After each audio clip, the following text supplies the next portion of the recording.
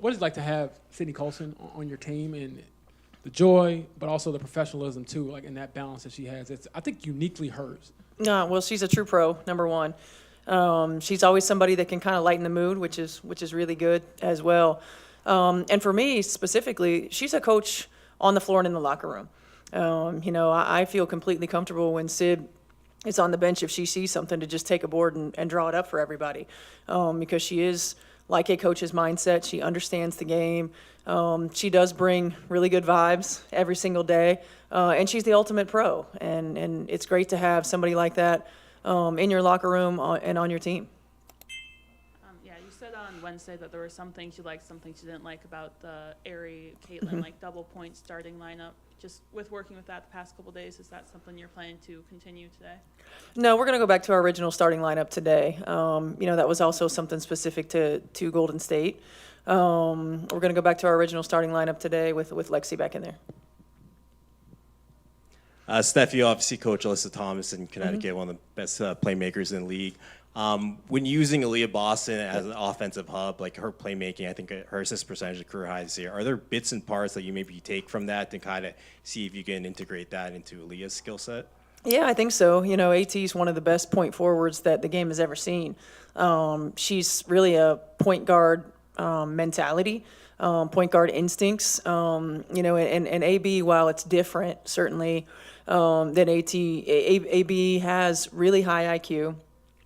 She has really good instincts. Her reads are most often right on the money.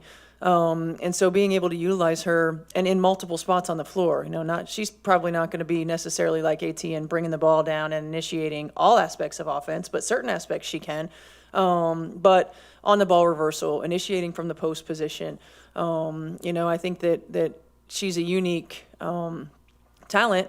And early in the season, the challenge was to get her to still look for her scoring, not just be a playmaker, right? And so I think that she's really starting to find her groove in that role, and we trust her in that role. I talked to Michaela earlier today, and she's saying she's feeling much more confident. She feels like she's improved steadily. Have you seen both of those things as kind of evidence the other day in the game? Yeah, for sure. I mean, she's been the ultimate sponge. And when you come onto, a team like ours, who has a lot of rotation players, you want to continue to learn, you want to continue to get better. She has gotten better every single day in practice. She has some natural instincts that are different than players that we have on our team. Obviously, her leaping ability, she's got really quick hands, long arms, and the game is starting to slow down for her a little bit. It's something I think that we've all expected was a steady progress for her, and she's been ready. She's stayed ready, and that's one of the ultimate compliments is stay ready so you don't have to get ready, and she's taken advantage when she's had opportunity. Steph, when it comes to Atlanta's physicality, I know that's been something that's impacted the team throughout the matchups this season. Is that something that by now you're so familiar with them that the team knows kind of how to respond to it, what to expect, or like how do you want them to kind of come out and be able to respond to that without kind of being thrown back on their heels? Yeah, I think the biggest thing is how do we use their physicality to our advantage? What kind of actions can we run that can get us some good looks? How do we not get caught up in the physicality? We have to be slower into and quicker out of screens, making sure that we're really disciplined in those areas. And we're not going to be able to match their physicality with physicality. So defensively, we've got to be our positioning's got to be better, so that they can't get to their spots. Our denials, one pass away, we've got to get them out of scoring zones, out of passing zones, make their passes into the post a little bit longer than they would like, disrupt a little bit of their timing. So I think we're a little bit further along mentally with that, and hopeful that from an execution standpoint, we can use it against them in certain ways offensively. You've been here in different points in your career with the Fever, and Lynn Dunn as well. This time next week we'll be in the middle of all the All-Star festivities. What has Lynn Dunn meant to the growth of Fever basketball, this franchise, and just what you've seen personally? I mean, she's a Hall of Famer for a reason. I remember the stories of, Lynn Dunn, Pat Summitt, Sylvia Hatchell, those guys driving around in the I don't even think they were minivans. I think they were station wagons, at the time, and having to, take players places, do the laundry, do the uniform laundry, and, everything else. And for Lynn to still be just as impactful in the game today as she was back then really speaks to just how much of a student of the game she is. I mean, she's a mentor to many, including myself. She is single-handedly one of the reasons that I'm sitting here today. Helping me learn to be a head coach in this league, challenging me still to this day in ways to grow and stretch and be better. She's lived the ups and downs of women's basketball and at every level. And she is the ultimate trailblazer, the ultimate ringleader, the ultimate pot stirrer. We're thankful that in the state of Indiana that we've had her and her legacy for a long time to be able to impact our state and specifically our organization. One more thing on Sid. How aware of you of those off the court traits that she had coming in here, and has her voice maybe had to or has become louder maybe in the last month or so? A little bit aware of all of that. I mean, certainly, she's the face of the league.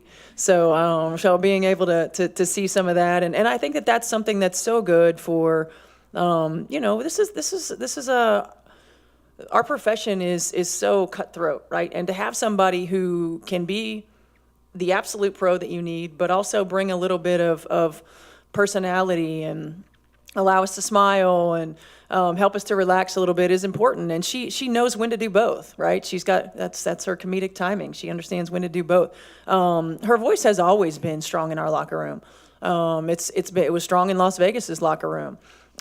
She's earned that because of her professionalism. She's earned that because she's won at every single level. And she's earned that because she knows the game, she studies the game, and she's impactful on every team that she's been a part of. Steph, how important has it been for Michaela to have a veteran like Natasha to kind of lean on her first rookie year? Also, I know they both went to Florida State together. How's that relationship kind of developed throughout the season? I think it's important for her. Tasha's like a big sister for her, right? Like she's one of those players that while KK was at Florida State, they communicated back and forth when Tasha's been playing overseas. And Tasha's been a great mentor for her. She pushes her, she challenges her, she empowers her. KK can learn a lot by just watching Tosh because Tasha's voice isn't quite as loud as everybody else's. So when she does say something, it means it. It means something. And KK watches and learns by example and just continues to grow and stay patient. And their relationship is unique. And certainly we're thankful that they have one another here and that Tosh can be that mentor for KK. Yeah, Coach, sorry. Yep. One more. So just being from Indiana, being Indiana Miss Basketball, I actually got this question earlier today, and just what it means to have the All-Star game here, and how impactful is that, especially for the city and for the families?